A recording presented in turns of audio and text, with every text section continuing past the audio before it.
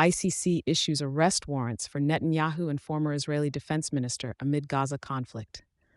In a landmark decision on November 21st, the International Criminal Court, ICC, issued arrest warrants for several high-profile figures, including Israeli Prime Minister Benjamin Netanyahu, his former Defense Minister Yoav Gallant, and key Hamas military leaders, escalating international legal scrutiny over the ongoing conflict in Gaza.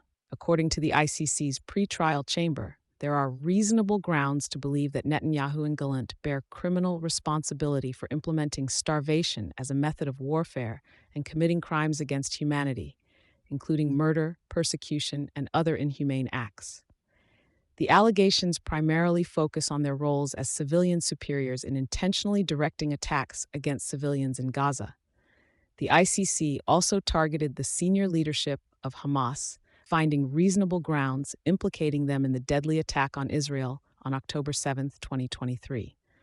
Hamas military chief Mr. Deif, alongside Mr. Sinwar and Mr. Haniya, are accused of orchestrating crimes against humanity and multiple war crimes, including murder, extermination, and sexual violence. This decision follows a rigorous legal process involving challenges from Israel regarding the ICC's jurisdiction, which were ultimately rejected by the court. The warrants mark a significant step in international efforts to address alleged war crimes and enforce global justice standards.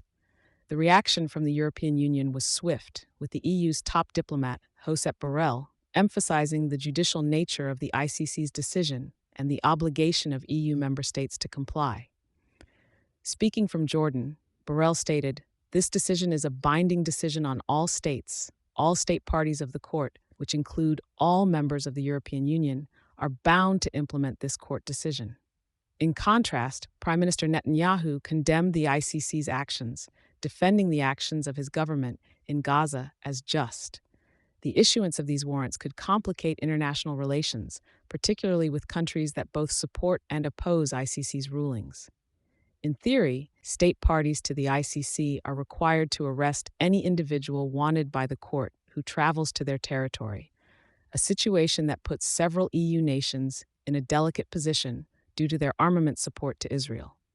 This development has the potential to significantly influence diplomatic ties and underscores the profound complexities and global implications of the Gaza conflict.